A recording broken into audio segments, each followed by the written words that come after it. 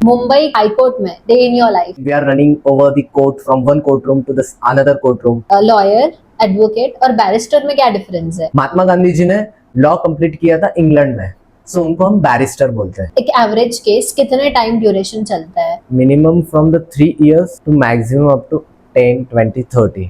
Different law fields कौन से है? See, in India there are more than I think so 20,000 plus laws are there. गाड़ियों से जाते हैं, हमको ट्रैफिक पुलिस पकड़ लेती है, क्या ये अलाउड है ट्रैफिक पुलिस को? पुलिस आपके हाथ से मोबाइल लेता है और आपके फिजिकल डॉक्यूमेंट लेता है. कुछ डैमेजेस होते हैं व्हीकल को टोइंग करते वक्त, then that authority have to pay to the vehicle owner. जब से हम छोटे हैं तब से हम ये सुनते हैं कि हॉस्पिटल या लॉ की सीढ़ी अगर तुम ना ही चढ़ो तो तुम्हारे लिए अच्छा है. इंडिया में भी हर घर में फैमिली लॉयर होना चाहिए. लॉ कितना फेयर है? वेरी हार्श रियलिटी में बताना चाहता हूँ, को वकालत चल रही है तो आपको पैसा स्पेंड करना पड़ेगा. Indian judiciary is overloaded by millions and crores of cases. एक वुमेन हूँ और आपके पार्टनर के साथ कोई इशू है तो आपके पास क्या क्या राइट्स है? अगर किसी वुमेन को इंडिया में केस फाइल करना है, 5 रेमेडीज है. बिल्डर्स हमसे कुछ और प्रॉमिस करते हैं कि सोसाइटी ऐसा होगा या आपका घर ऐसा बनेगा, और इफ वो ये चीज फुलफिल नहीं कर पाते, You have to check whether that particular amenities has been mentioned in the agreement to sell. बहुत सारी हम लोग मूवीज देखते हैं, क्या वो कोर्ट रियल है या इमेजिनरी है? ऑर्डर करते हैं मूवीज में, वैसे होता नहीं है. जो मूवीज में दिखाया होता है वो बहुत बड़ा चढ़ा के दिखाया होता है. तो welcome to the podcast. Yes, thank you for inviting me. तो आप सबसे पहले बताओ कि आपने लॉ फील्ड ही क्यों चूज किया? टू आंसर दिस, सबसे पहले मैंने तो मेडिकल फील्ड में जाने का सोचा था, और even if that I have given the entrance of the NEET, but मेरा कोर इंटरेस्ट लिटिगेशन में बचपन से ही था. Even I am seeing my elder brothers who are been the advocate, and because of that वो चाहत बनी थी कि आगे जाके भी कुछ समाज के लिए या जो ज़रूरतमंद है उनको हम लॉ के माध्यम से कैसे सेफगार्ड कर सकते हैं. So because of that I have chosen the law. मतलब आप बचपन से ही करना चाहते थे? बचपन से ही करना चाहता था, बट माँ की ख्वाहिश थी कि घर का बच्चा कोई डॉक्टर बने. अच्छा. I have try my best to be there, but fortunately लिखा तो भगवान ने एडवोकेसी का ही था. मतलब you are liking what are you doing right? या एब्सोल्युटली. मुंबई हाई कोर्ट में day in your life, how is your life? To be an advocate and who is working in the Bombay High Court, the day start with the preparation of the matters before the Honorable High Court. Court start होता है 10:30 को. Before that there has been mentioning यानी क्या, court में अगर आपके कोई matters है तो उसको कोर्ट में मेंशन करना पड़ता है कि if that has been not listed. तो शुरुआत वहाँ से होती है. Then we are running over the court from one courtroom to the another courtroom because the matters which has been listed at that particular serial number we have to present there by hook or crook, or even if we have been delayed for a minute then our number has been gone, then we have to wait again for a month Okay. to come our number and to represent our client. Okay. Then after that जब वकालत होती है, जब high court का काम हो जाता है, then we are preparing for the next day matters.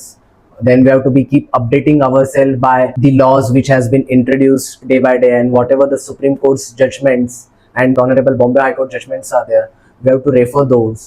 Then after that, coming in the office, we have been having the conference with the clients. Then we have to be very prepared for the next day matters. Then that comes over the day. ऐसे law school या law student का journey होता है. Okay. Once been a lawyer or once been the law students, it's been the always the law student. जैसे law का career start कैसे होता है? किसी ने 5 years का एजुकेशन कंप्लीट किया, उसके बाद ऐसा होता है कि बहुत लोग फर्म में काम करते हैं, तो आपका हाई कोर्ट का जर्नी कैसा? See, when I was in the law school, from the day one I have started the internships where I have got the exposure in the real life how the court process work. I have not wasted the time in the college life कि time pass कर लेते हैं, ये कर लेते हैं. I was very focused in the law school. I have done the various internships. See, किसी को भी law student को मैं ये कहना चाहता हूँ, in which year you are, you have to start taking the practical aspect of the law. अगर कोई भी बंदा practical aspect लेता है तो that will be the core of his practice. Okay. even if he is working in the various areas of law. So this was my initial days of my law school journey. Then thereafter, becoming an advocate, been enrolled in the bar council of Maharashtra and Goa. After that, I have decided to shift my practice to the Bombay High Court. So this was my pre High Court journey. We have to keep our base very clear. किसी student ने academically बहुत अच्छा college में study किया है, academically बहुत अच्छा score किया है, एक दूसरा स्टूडेंट है जिसने बहुत सारे इंटर्नशिप्स किए हैं, तो कोई फर्म आएगी या कोई भी जब आपका प्लेसमेंट हो रहा होगा तो वो किस स्टूडेंट को प्रेफर करेगी? See, it's now totally depend upon the student to student how they have been prepared for their future. There are various aspects on what basis the student has been selected. We have to do the practice or we have to do the further jobs.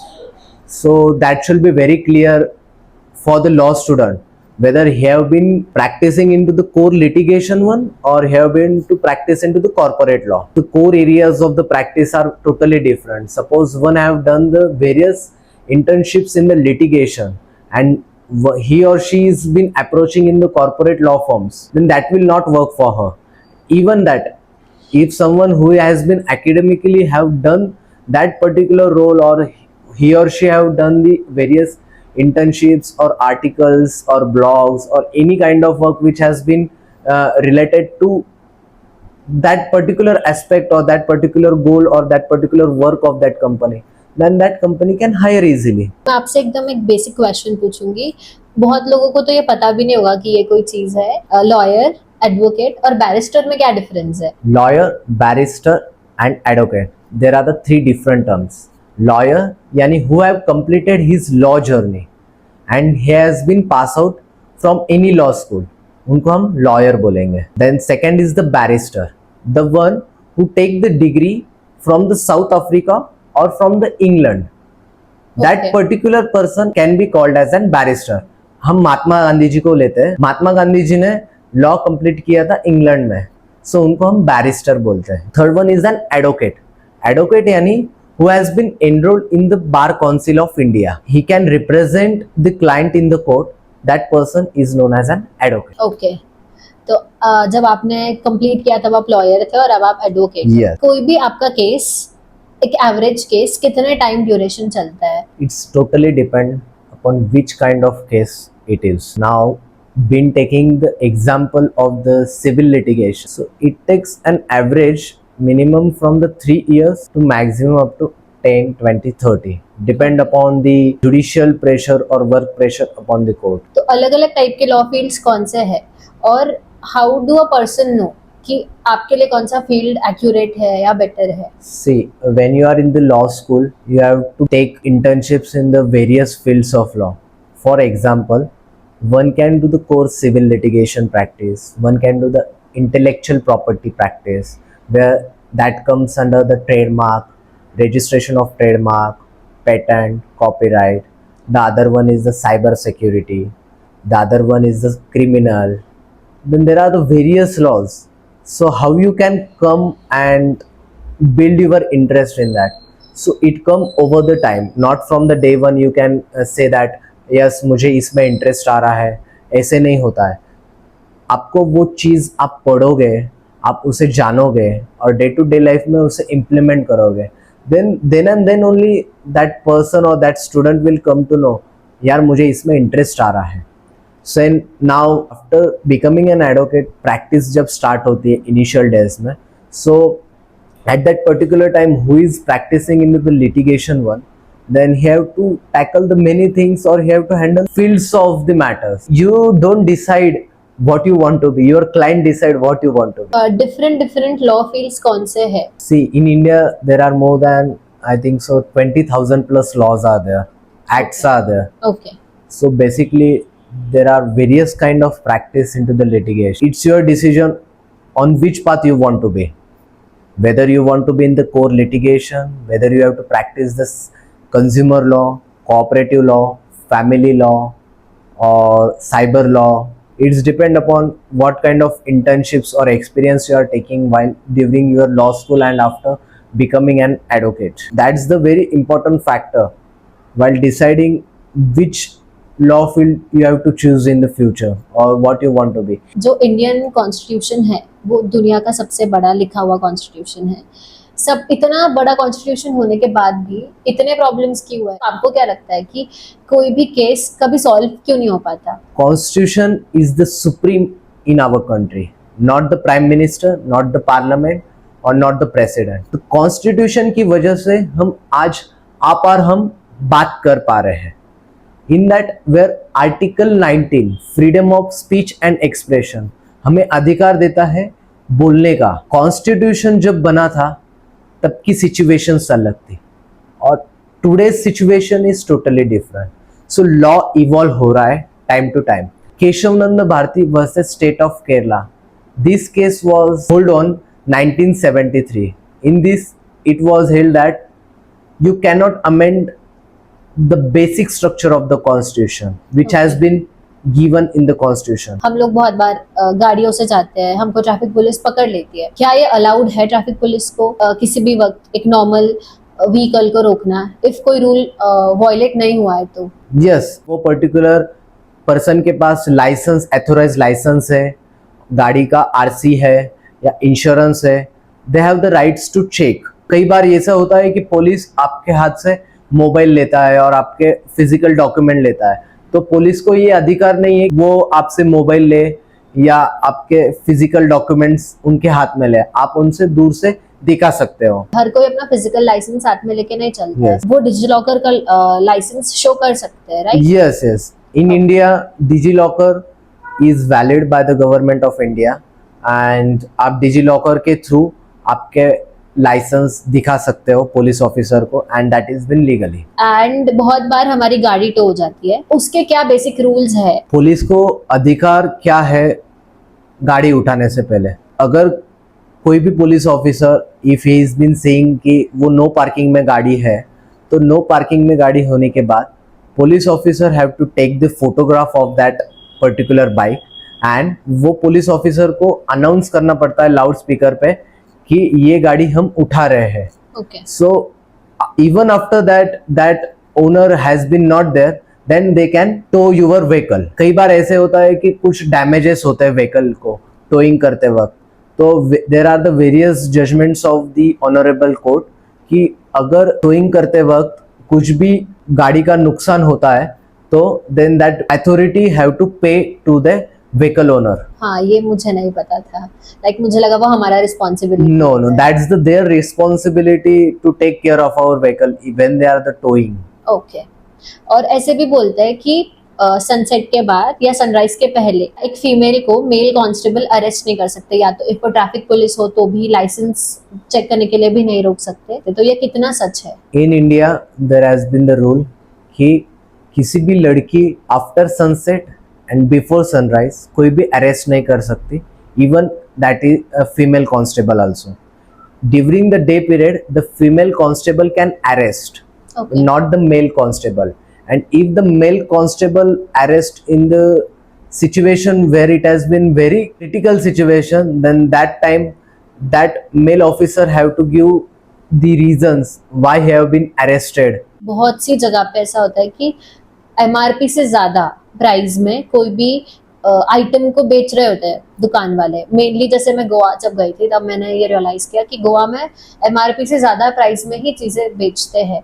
तो क्या ये कोई particular states के लिए बस law है कि all over India ये लॉ उनको फॉलो करना पड़ता है? See, according to Consumer Protection Act, MRP के ऊपर कोई भी सेलर प्रोडक्ट बेच नहीं सकता है। Okay. And if that particular person is selling, then you can tell him that कि आप एमआरपी के ऊपर नहीं बेच सकते। Even that he have sold that, then you have to take the bill from that particular seller and you can go against that seller in the consumer court. जब से हम छोटे हैं तब से हम ये सुनते हैं कि हॉस्पिटल या लॉ की सीढ़ी अगर तुम ना ही चढ़ो तो तुम्हारे लिए अच्छा है।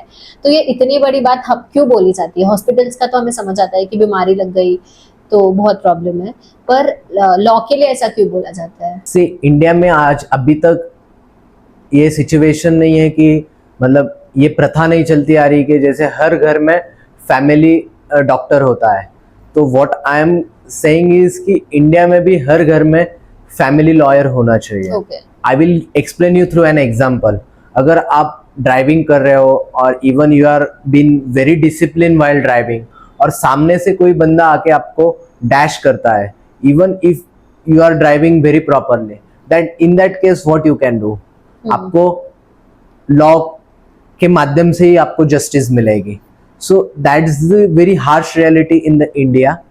What I am trying to say is from your platform की जैसे आप फैमिली डॉक्टर्स कंसल्ट करते हो वैसे फैमिली लॉयर्स एंड एडवोकेट्स को भी कंसल्ट करना जरूरी है. आपके अकॉर्डिंग लॉ कितना फेयर है? मतलब जहां तक मैंने सुना है तुमको एक केस जीतने के लिए पैसा ही चाहिए, या तो फिर तुम लॉयर हो या तुम्हारे घर में कोई लॉयर हो. तो ये बात कितने हद तक सही है? अगर कोई पर्सन लॉयर को अपॉइंट नहीं कर सकता है तो गवर्नमेंट उसको लॉयर प्रोवाइड करता है. Okay. So he will represent that particular case without taking any fee. That has been the government lawyers. That is the very harsh reality. मैं बताना चाहता हूँ कि किसी को आपको वकालत चल रही है तो आपको पैसा स्पेंड करना पड़ेगा आपको जस्टिस के लिए. एक पर्टिकुलर केस बहुत सालों तक चलता है, कोई कोई केसेस 7 साल 8 साल या उससे भी ज्यादा चलता है. उसका क्या रीजन है? ऐसा क्या लूप होल है? Indian judiciary is overloaded by millions and crores of cases. हर साल हर दिन करोड़ों केसेस पेंडिंग होते हैं. Due to overburden of cases it has been happen. There has been lack of infrastructure, lack of technology. Now it has been evolving in the day to day life. आपका आज तक का सबसे weird, आपने कोई ऐसा केस सुना होगा ना कि आपको बहुत अजीब लगा हो वो केस कि ऐसे भी हो रहा है? See, during my law school, that was very interesting one. That was the family matter. Okay. Divorce किस हद तक जा सकता है और किस वजह से हो सकता है, that I was very shock by listening that one. Divorce हुआ है सासू माँ के वजह से.